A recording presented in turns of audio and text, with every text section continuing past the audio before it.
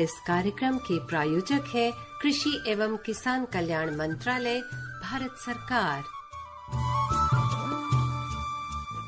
आकाशवाणी दिल्ली का gold channel और कार्यक्रम किसान की बात एक बार फिर से आप सभी के लिए हाजिर है और हाजिर है आपके दो दोस्त। आज मैं हूं आपके साथ कोमल भारती और मैं निरंकार दत्त वशिष्ठ।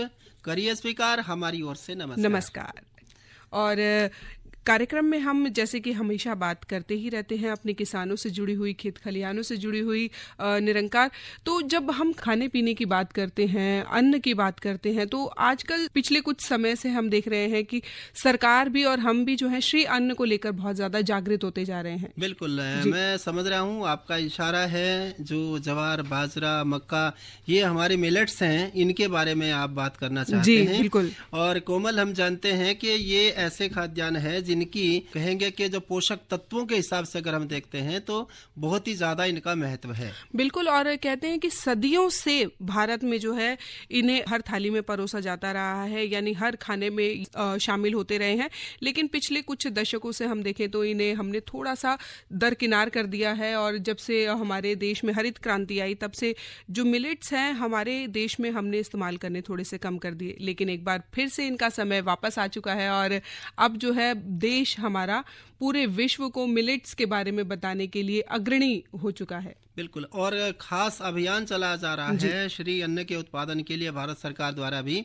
और जो हमारे जितने भी किसान भाई हैं अगर इसको उपजाएंगे तो कई सारे उसको फायदे हैं, पोषक तत्व भी अच्छे हैं और ये कम पानी में ही पैदा हो जाते हैं। बहुत जगह पानी की कमी है, ऐसे क्षेत्रों में भी इनका उत्पादन बहुत अच्छी तरह से लिया जा सकता है। और जो हमारे किसान भाई इसका उत्पादन लेते हैं वो किस तरह से उन्नत प्रौद्योगिकी अपनाकर इसका गुणवत्तापूर्ण उत्पादन ले सकते हैं, इस विषय पर जानकारी हम आज दिलवाएंगे अपने साथियों को। इसके लिए हमारे साथ स्टूडियो में मौजूद हैं डॉक्टर RS बाना जी, जो प्रधान वैज्ञानिक हैं भारतीय कृषि अनुसंधान संस्थान पूसा, नई दिल्ली में। डॉक्टर साहब, आपका कार्यक्रम में स्वागत है। जी, धन्यवाद जी। आज हम आपसे मिलेट्स के बारे में बात करेंगे, लेकिन कोमल, हमारे साथी, हमारी तो बातचीत रहेगी, उनके जहन में भी कुछ सवाल आएंगे, तो वो किस तरह से हमारे से सवाल पूछ सकते हैं, उन्हें फोन नंबर बता देते हैं। जी बिल्कुल। हमारे जितने भी सुनने वाले श्रोता हैं उनको कार्यक्रम में शामिल करने की हमारी हमेशा कोशिश रहती है कि वो भी हमारे इस कार्यक्रम का हिस्सा बने और उनके दिल में जो भी सवाल आते हैं हमारे विषय से जुड़े हुए, तो हमारे विशेषज्ञ जो स्टूडियो में मौजूद होते हैं वो उनसे अपने सवालों का जवाब ले सकें, जिससे कि वो बहुत सारी चीजें जो नहीं जानते हैं या दुविधा में है, भ्रम में है, वो सब दूर हो सके और वो एक अच्छी फसल कर सकें। आप हमारे स्टूडियो में फोन कर सकते हैं। हमारे टेलीफोन नंबर है 23421081 और 23421082 और इस नंबर को डायल करने से पहले आपको लगाना होगा दिल्ली का STD कोड जो कि है 011। एक बार फिर बता देते हैं, फोन नंबर है 23421081 और 23421082। आपके जाने पहचाने नंबर हैं, तो आप हमें फोन करेंगे तो सीधी विशेषज्ञ से आपकी बात हो सकेगी। जी बिल्कुल। और नंबर भी जाने पहचाने हैं, आपके दोस्त भी जाने पहचाने हैं और जो हमारे विशेषज्ञ हैं आज डॉक्टर RS बाना, वो भी हमारे स्टूडियो में आप सभी के जाने पहचाने हैं। और डॉक्टर साहब कई बार हमारे स्टूडियो में आते हैं और हमारे बहुत सारे सवालों के जवाब देते हैं। अलग अलग विषयों पर हम डॉक्टर साहब को आमंत्रित करते हैं। तो आज भी हम डॉक्टर साहब से बातचीत करेंगे और विषय हम आपको बता ही चुके हैं कि गुणवत्तापूर्ण मिलेट्स के उत्पादन हेतु उन्नत सस्य प्रौद्योगिकियां क्या हो सकती हैं। इस विषय पर डॉक्टर साहब से बातचीत होगी। डॉक्टर साहब, सबसे पहले तो हम यही जानना चाहेंगे कि जो मिलेट्स हैं इसमें कौन कौन सी फसलें शामिल हैं और इनका क्या महत्व है। जी, मिलेट्स की अगर बात आती है तो उसमें जो प्रमुख मिलेट्स हैं, श्री अन्न भी बोलते हैं और श्री धान्य भी इनको बोलते हैं। तो ये जो हमारे पुराने सदियों से खाते आ रहे मोटे अनाज वाली फसलें हैं वो इसमें आती है, जिसमें बाजरा सबसे अधिक क्षेत्र में उगाया जाता है, उसके बाद ज्वार और रागी, ये 3 प्रमुख श्री अन्न है। इसके अलावा कोदो, कुटकी, सांवा, चीना, ये इस तरह की इनको स्मॉल मिलेट्स या छोटे श्री अन्न बोलते हैं। ये बहुत कम क्षेत्रों में लगाए जाते हैं और ये सभी छोटे दाने वाली ऐसी चारा वर्गीय फसलें हैं जिसको पोएसी फैमिली बोलते हैं, ग्रेमिनी फैमिली बोलते हैं, उससे ये संबंध रखती है और ये पोषण से भरपूर तो होती ही है। मानव आहार में तो ये समृद्धता प्रदान करती ही है साथ ही ये पशुओं के लिए भी बहुत पौष्टिक और सुपाच्य चारे का एक स्रोत है। और चूंकि ये कम पानी में कम समय में पककर तैयार हो जाती है, तो एक तरह से कहा जाए तो ये गरीबों की फसलें हैं जो जिनको पोषक तत्व भी कम चाहिए, पानी भी कम चाहिए, और जलवायु परिवर्तन जैसा हो रहा है, तापमान निरंतर बढ़ता जा रहा है, या जो मौसम की विपरीत परिस्थितियां आ रही है, उनके लिए भी ये काफ़ी सहनशील फसलें हैं। तो मैं इनको गरीब की फसलें न कहकर भविष्य की फसलें कहूँगा, जो जलवायु परिवर्तन में भी हमारी जो चुनौतियों को निपटने में मदद करेगी, साथ ही इनमें जो पोषक तत्व होते हैं, विशेषकर प्रोटीन की मात्रा है, कैल्शियम है, आयरन है, जिंक है, ये पोषक तत्व अधिक होते हैं। ऊर्जा जो बोलते हैं, एनर्जी, वो अधिक होती है। तो ये पोषण के हिसाब से भी भविष्य की समृद्ध फसलें हैं। दूसरा ये है कि जैसे आजकल की आधुनिक जमाने की जो लाइफस्टाइल डिजीज जिनको बोलते हैं, जीवन शैली वाली बीमारियां, उनसे लड़ने में ये बहुत ताकत देती है। मोटापा है, मधुमेह है, क्योंकि इसका जो सीलिएक बीमारी है, मधुमेह है, उनमें शुगर जो होता है इसमें वो कम होता है, और जो ग्लाइसेमिक इंडेक्स है इसका वो कम होता है। आज कहते हैं कि अगर गेहूं की रोटी खा रहे हो तो शुगर के मरीज को ज्यादा शुगर होगी, और उसमें दूसरे मिला के खाने की सलाह दी जाती है जी। तो शायद इसीलिए कहा जाता है, ऐसा इसीलिए कहा जाता है ताकि आप स्वस्थ रहें। और इसको एक बार खाने के बाद भूख भी धीरे लगती है, कम लगती है।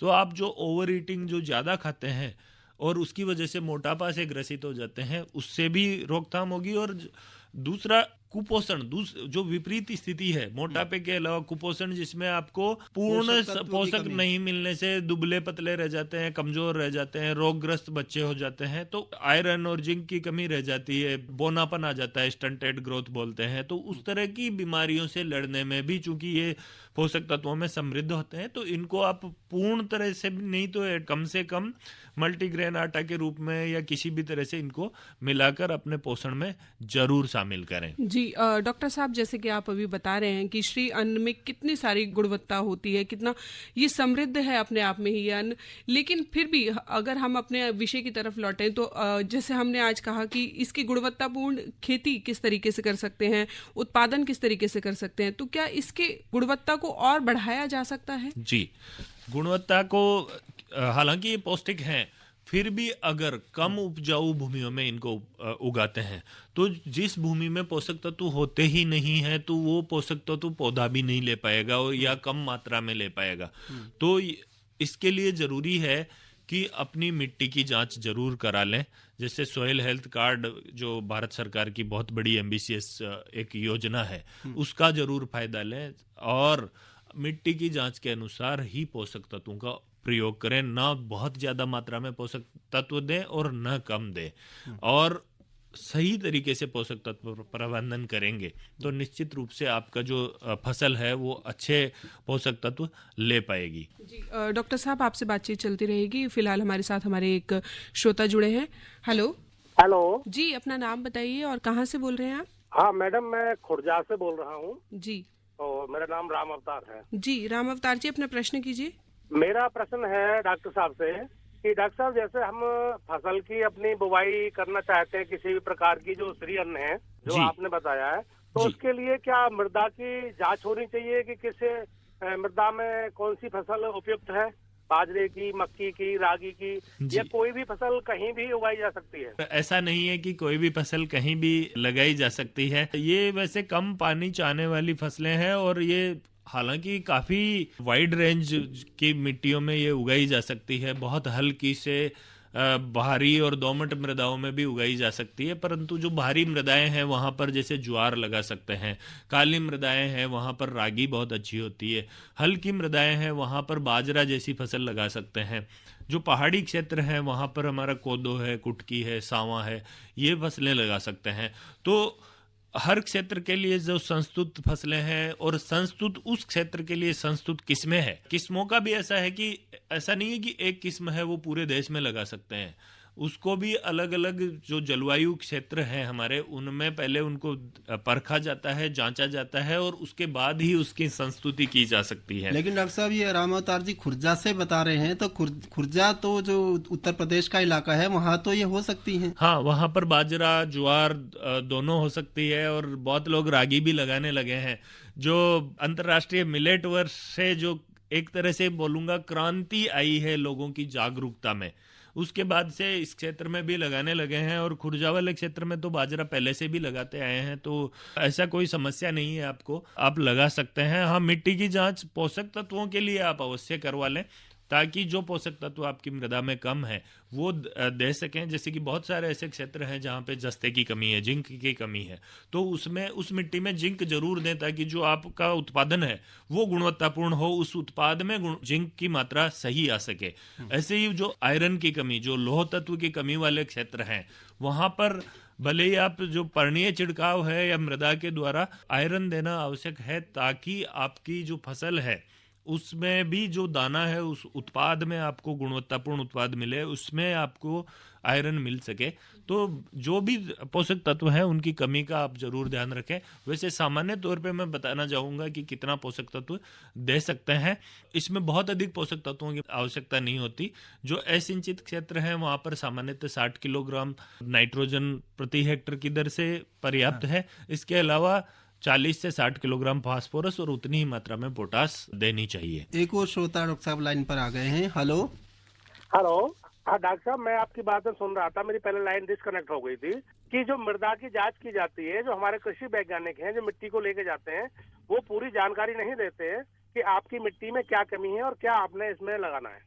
नहीं, आपको लगातार उनसे टच में रहना चाहिए। आपने मिट्टी की जांच के लिए आप खुद जाइए, जो लेबोरेटरी है या हमारे पूसा संस्थान में भी आप जो 28 फरवरी से 1 मार्च तक कृषि विज्ञान मेला है, पूसा कृषि विज्ञान मेले के दौरान भी आप अपने मिट्टी के सैंपल लेकर आ सकते हैं और यहाँ पर मुफ्त में जांच की जाती है।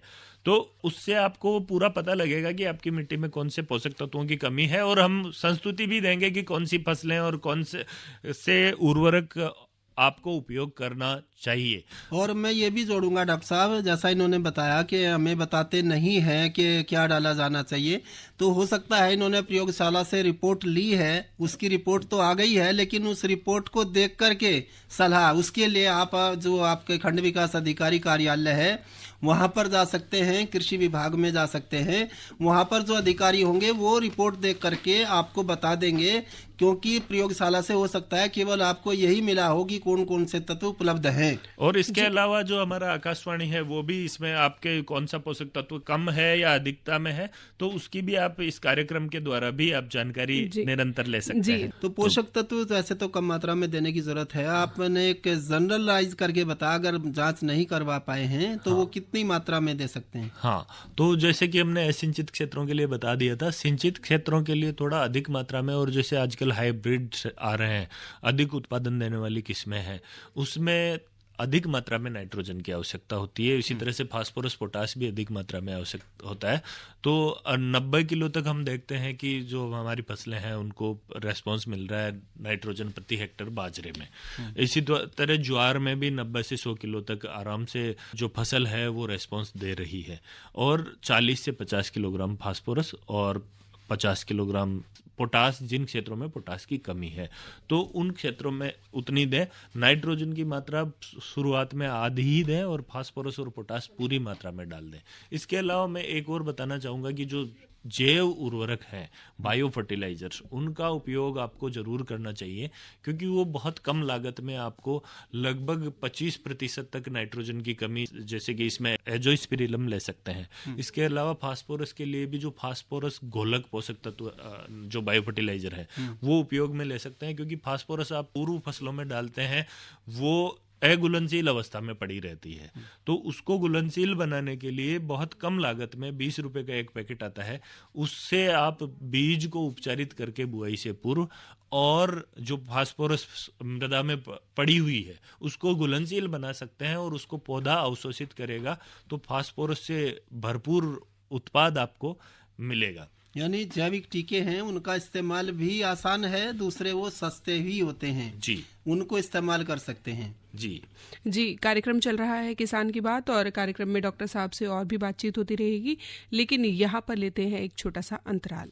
प्रधानमंत्री किसान मान धन योजना, मिलेगा पेंशन का सहारा, कृषक ना होगा बेसहारा, जुड़ेगा खुशियों से नाता, कटेगा सुख से बुढ़ापा, सुरक्षित होगा अन्नदाता, सुरक्षित होगा अन्नदाता। प्रधानमंत्री किसान मान धन योजना से लघु सीमांत किसानों का भविष्य होगा सुरक्षित और 60 वर्ष की आयु से 3,000 रूपए मासिक पेंशन होगी सुनिश्चित। 55 रूपए से 200 रूपए की मासिक किश्त देकर प्रवेश कर सकते हैं। 18 से 40 वर्ष तक के किसान इस अंशदायक योजना में सरकार देगी बराबर का योगदान। सभी किसान भाई बहन इस योजना के लाभ के लिए जन सेवा केंद्र में जाएं और अपना निशुल्क नामांकन कराएं। प्रधानमंत्री किसान मान धन योजना, अन्नदाता के परिश्रम को संबल, पेंशन से सुरक्षित उनका कर। कृषि एवं किसान कल्याण मंत्रालय, भारत सरकार द्वारा जनहित में जारी। कार्यक्रम चल रहा है किसान की बात, और कार्यक्रम में आज हम बातचीत कर रहे हैं गुणवत्तापूर्ण मिलेट्स के उत्पादन हेतु उन्नत सस्य प्रौद्योगिकियां। और इस विषय पर हमारे साथ स्टूडियो में सभी के सवालों के जवाब देने के लिए हमारे विशेषज्ञ मौजूद हैं। डॉक्टर RS बाना, जो कि प्रधान वैज्ञानिक हैं भारतीय कृषि अनुसंधान संस्थान पूसा, नई दिल्ली से। डॉक्टर साहब, आपने जो संस्तुति बताई थी, इनके जो इतने पोषक तत्व दिए जाने चाहिए, इसके अलावा पानी की बात आती है जी। पानी कितनी मात्रा में दिया जाना चाहिए? हाँ, जो मिलेट्स है वैसे तो अमूमन खरीफ के मौसम में इनकी बुआई करते हैं और वर्षा आधारित क्षेत्रों में ही बिजाई की जाती है, तो बार बार पानी देने की इनको आवश्यकता नहीं होती। परंतु यदि ग्रीष्मकालीन बाजरा लगा रहे हैं या ग्रीष्मकालीन चारे वाली मिलेट्स की जो खेती कर रहे हैं, उसमें जरूर आपको पानी देना पड़ेगा यदि आपका सिंचाई के साधन उपलब्ध हैं, क्योंकि बिना सिंचाई के तो इस मौसम में होना मुश्किल है। तो एक बार पलेवा करके बुआई कर दें, जो बुआई से पूर्व सिंचाई है वो देने के बाद ही बिजाई करें, ताकि आपका अंकुरण अच्छा हो।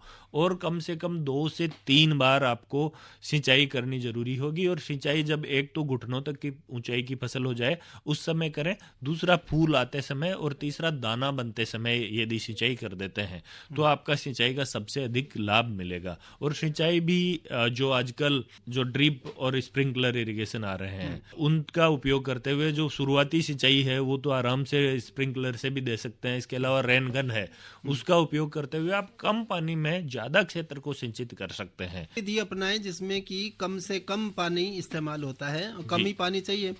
तो एक श्रोता भी लाइन पे आ गए हैं, बाना साहब। हेलो हेलो जी, अपना नाम बताइए और कहाँ से बोल रहे हैं आप?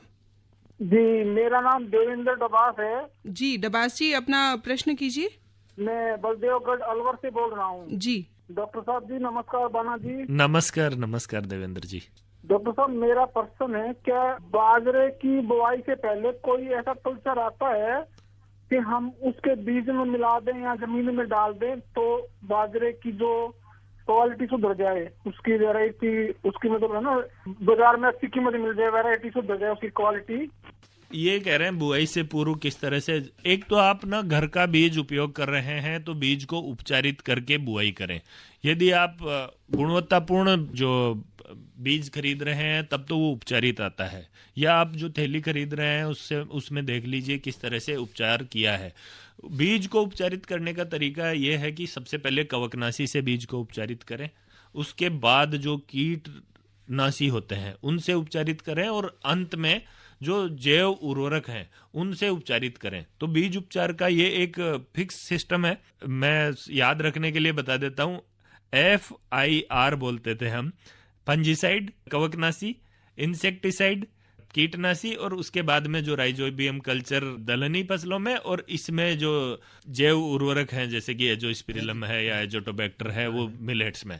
तो इस पद्धति से उपचारित करें, और जो पोषक तत्व हैं आप वो अच्छे से दें ताकि आपका जो दाना है वो सुडौल बने और चमकीला हो। गर्मी में जो बाजरे की बुआई करते हैं कुछ क्षेत्र हैं, जैसे कि हालांकि ये तो अलवर क्षेत्र से बात कर रहे थे, वहां तो बरसात वाला बाजरा ही होता है, परंतु जैसे अलीगढ़ वाला कुछ क्षेत्र है और गुजरात का, उत्तरी गुजरात के कुछ क्षेत्र में मैंने देखा है कि गर्मी में भी बाजरे की खेती करते हैं। तो उसमें ये ध्यान रखें कि बिजाई समय से करें ताकि मानसून आने से पूर्व आपकी फसल कट जाए। नहीं तो बरसात आने से जो बाजरे की गुणवत्ता है वो विपरीत रूप से प्रभावित होती है। कई बार उसमें फंगस लग जाता है, दाना काला पड़ जाता है और उसमें बाजार में मूल्य नहीं मिलता है। तो सही समय पर आप जो किस्में हैं उनकी अवधि देख लें। जो कम अवधि वाली किस्में हैं या तो वो लगाएं, दीर्घ अवधि वाली किस्में लगाएं तो उनमें आपको कम से कम 100 दिन का समय हो कि वो फसल आपकी पक जाए। तो इस तरह की चीजों का ध्यान रखेंगे तो निश्चित रूप से आपकी जो क्वालिटी है वो गुणवत्तापूर्ण रहेगी। सुडोल दाना मिलेगा, चमकदार दाना मिलेगा। और यदि सल्फर, जिंक और आयरन ऐसे पोषक तत्व जो द्वितीयक और सूक्ष्म पोषक तत्व हैं उनमें कई बार हम ध्यान नहीं देते, किसान उपयोग नहीं करते, तो उनका भी यदि मिट्टी में कमी है तो जरूर उपयोग करना चाहिए। अरे अरे अरे क्या कर रहा है? इधर इधर इधर हम बोल रहे हैं तेरे बीजू का। उतला बोल रहा है? पक्षियों से तो हम खेत को बचा लेते हैं, पर इन घातक रसायनों से कैसे बचाएं? मतलब? देख बेटा, तू जो ये अंधाधुंध रसायन मिलाता है ना, मिट्टी की सेहत बिगड़ने लगी है। और जब माटी ही कमजोर पड़ जाएगी तो उपज कैसे सेहतमंद होगी? अरे पहले ऐसा नहीं था। पूछना अपने बड़े बुजुर्गों से, कैसे फसल लहलहाती थी, शुद्धता झलकती थी। हाँ, माटी भी तंदुरुस्त और लोग भी। अब पहली वाली बात कहाँ? पर अब तो सब यही डाले हैं। सब नहीं, आज भी लाखों जागरूक किसान परंपरागत विधि से फसल उगा रहे हैं। खर्चा कम और उपज की कीमत भी बेहतर पा रहे हैं। सच है? रे बेटे, एक्सपीरियंस से बता रहे हैं। धूप में बाल सफेद नहीं किए हैं। हाँ। ठीक है भाई, मैं भी आज से जैविक खेती शुरू करूंगा। माटी से प्रेम की परंपरा है, परंपरागत खेती। हेलो, हाँ जी, एक श्रोता लाइन पे है। हेलो जी, मेरा सवाल ये है सर कि मतलब हमारे तरफ से ना साल में एक बार बाढ़ आ जाती है। मतलब कोसी के साइड में हम लोग घर पड़ता है, नेपाल की तराई साइड में। तो उसमें क्या होता है कि मतलब 3-4 महीने हम लोग कुछ नहीं कर पाते। हम पूरा खेत में पानी पानी लगा रहता है। तो उसकी वजह से मतलब बाकी आमदनी और पूरा परिवार प्रभावित रहता है, पूरा क्षेत्र ही प्रभावित रहता है सर वो। तो उस समय में क्या मतलब किया जाए उनके प्रबंधन के लिए? उसके बाद कौन सी खेती किया जाए? क्योंकि जब तक वो जमीन में पानी लगी रहती है तो कोई देखो, ये मिलेट्स वाली तो शायद डॉक्टर साहब इसमें नहीं, मिलेट्स का तो नहीं है आपके क्षेत्र में, क्योंकि चावल ही एक ऐसी फसल है जो पानी खड़ा रहे तब भी उसकी बिजाई कर सकते हैं। तो जो जलमग्न क्षेत्रों के लिए जो धान की संस्तुत किस्में है वो ही आप लगा सकते हैं। जो ये मिलेट्स वाली फसलें हैं वो पानी जहाँ पे भरता है उनमें लगाना संभव नहीं है। आप उसके बाद जब पानी सूख जाए तो रबी की फसलें आप ले सकते हैं। जी अच्छा डॉक्टर साहब, एक सवाल और उठता है। ये समस्या की जो बात आई है, जो मिलेट्स का जब हम आटा तैयार कर लेते हैं, समस्या आती है कि जल्दी खराब हो जाता है। और जो महिलाएं उसकी रोटियां बनाने की कोशिश करती हैं तो उसको बनाने में उतना आसान नहीं होता जितना कि गेहूं में। जी, ये बड़ा सही सवाल किया आपने, प्रैक्टिकल सवाल किया। गृहिणियां अक्सर इस समस्या से जूझती रहती है। अक्सर ये समस्या मेरे सामने भी आती है डॉक्टर साहब। तो जब ये मिलेट्स की, बाजरे की या मक्के की रोटी जब बनाने की बारी आती है तो माँ को किचन में खड़ा कर दिया जाता है। तो कुछ ऐसा समाधान बताइए कि सभी के लिए आसान। बहुत आसान टिप्स है, आप उसके साथ गेहूं का आटा भी मिला सकते हैं ताकि आपकी जो रोटी है वो आराम से बनाई जा सके। और क्योंकि मिलाकर खाना न खाने से तो अच्छा है कि आप मिलाकर भी खाएं और थोड़ा मात्रा में मिलाते मिलाते धीरे धीरे कम करते जाएं ताकि आपकी आदत बन जाएगी, आप सीख जाएंगे। और मम्मी जब बनाती रहे तो आप जरूर मम्मी के साथ रहें। साथ ही जो आटा खराब होने की एक समस्या है उसके लिए तो आजकल छोटी चक्कियां भी आती है और ICAR इस पे अनुसंधान निरंतर कर रहा है ताकि जो अभी नई किस्में आए हैं वो ऐसी आए हैं जिसमें जो कीपिंग क्वालिटी है वो काफी दिन तक रह सके। थोड़ी मात्रा में पिसाई करके इस्तेमाल करें तो घड़ी की तरफ इशारा हो रहा है। कोमल जी के समय समाप्त होने जा रहा है। कार्यक्रम समाप्त करने से पहले डॉक्टर साहब आप स्टूडियो में आए और इतनी सारी जानकारियां दी, आपका बहुत बहुत धन्यवाद। और सभी श्रोताओं को नमस्कार। आज हम कार्यक्रम में बातचीत कर रहे थे गुणवत्तापूर्ण मिलेट्स के उत्पादन हेतु उन्नत सस्य प्रौद्योगिकी विषय पर, जिसमें हमारे साथ विशेषज्ञ मौजूद थे डॉक्टर RS बाना, प्रधान वैज्ञानिक, भारतीय कृषि अनुसंधान संस्थान पूसा, नई दिल्ली से। और इसी के साथ हमारा आज का किसान की बात कार्यक्रम का समय यहीं पर समाप्त होता है। तो कार्यक्रम से आज के लिए मुझे यानी कोमल और मुझे निरंकार को दीजिए इजाजत। आप सभी को नमस्कार। इस कार्यक्रम की प्रायोजक थे कृषि एवं किसान कल्याण मंत्रालय, भारत सरकार।